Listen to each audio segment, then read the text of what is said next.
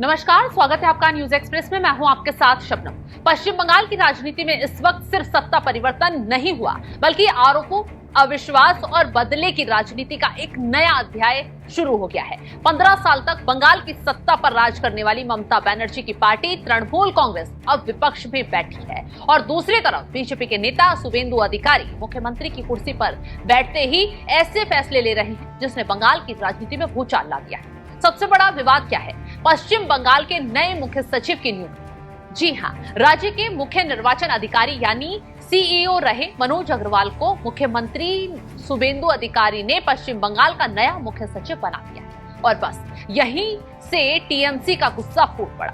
TMC सांसद और पूर्व क्रिकेटर कीर्ति आजाद ने सीधे सीधे बीजेपी और चुनाव आयोग पर डर्टी ट्रिक्स का आरोप लगा दिया है। कीर्ति आजाद ने कहा कि बीजेपी ने चुनाव आयोग के साथ मिलकर पूरा खेल किया है और सत्ता हासिल की। अब सवाल यह है कि आखिर ऐसा क्या हुआ कि टीएमसी इतने बड़े आरोप लगा रहे हैं। पहले हम आपको चुनाव के नतीजे बता देते हैं क्या है। पश्चिम बंगाल विधानसभा चुनाव 293 विधानसभा सीटों के नतीजे आए। बीजेपी ने 207 सीटें जीतकर इतिहास रचा। टीएमसी सिर्फ 80 सीटों पर सिमट कर रह गई। तो अब आप समझ सकते हैं कि जिस पार्टी ने 1.5 दशक तक बंगाल की राजनीति को अपनी मुट्ठी में रखा, आज वही विपक्ष में बैठी है। सबसे बड़ा राजनीतिक झटका ममता बनर्जी को खुद लगा। ममता बनर्जी भवानीपुर से चुनाव लड़ी और उन्हें हराने वाला चेहरा और कोई नहीं बल्कि शुभेंदु अधिकारी, जो कभी ममता के सबसे भरोसेमंद सहयोगी माने जाते। जानकारी देते चले कि जिस नेता को ममता ने राजनीति में चमकाया, उसी ने उनका राजनीतिक सूत्र अस्त कर दिया। लेकिन कहानी सिर्फ हार जीत की नहीं है। कहानी उस शख्स की है जो चुनाव के पहले शुरू हुआ और अब सत्ता परिवर्तन के बाद और गहरा हो गया। दरअसल चुनाव से पहले बंगाल में एसआईआर करवाया गया, मतदाता सूची का बड़ा पुनरीक्षण हुआ और इसी प्रक्रिया में बड़ी संख्या में वोटरों के वोट लिस्ट से नाम काट दिए गए। टीएमसी शुरू से इसका विरोध कर रही थी।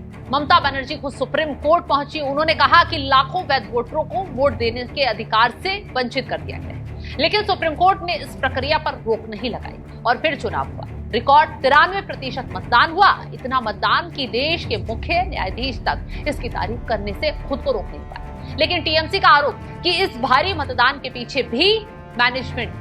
इसी को लेकर कीर्ति आजाद ने आरोप लगाया कि जिन अधिकारियों ने चुनावी प्रक्रिया संभाली, उन्हें अब इनाम दिया जा रहा है। उन्होंने खासतौर पर सुब्रत गुप्ता की नियुक्ति पर सवाल उठाया। सुब्रत गुप्ता अब मुख्यमंत्री शुभेंदु अधिकारी के सलाहकार बनाए गए।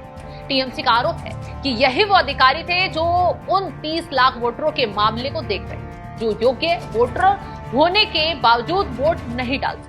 अब जरा सोचिए, जिस चुनाव आयोग पर निष्पक्ष चुनाव करवाने की जिम्मेदारी थी, अगर उसी के अधिकारियों को नई सरकार में बड़े पद मिलने लगे तो सवाल तो उठेगा ही। टीएमसी यही सवाल उठा रही है। उनका कहना है कि यह सिर्फ प्रशासनिक नियुक्तियां नहीं है, बल्कि चुनावी सेवाओं का इनाम है। लेकिन बीजेपी का कहना है कि जनता ने भ्रष्टाचार, कटमनी, हिंसा और तुष्टीकरण की राजनीति से परेशान होकर टीएमसी को सत्ता से बाहर किया है। बीजेपी नेताओं का दावा है कि बंगाल की जनता बदलाव चाहती है और इस बार वही बदलाव वोट बनकर सामने आया। इससे आप समझ सकते हैं कि क्यों टीएमसी गुस्से में है और क्या कारण रहा है और क्यों बीजेपी पर सवाल उठ रहे हैं। फिलहाल इस खबर को लेकर आप क्या कुछ राय रखते हैं, कमेंट बॉक्स में जरूर बताइए।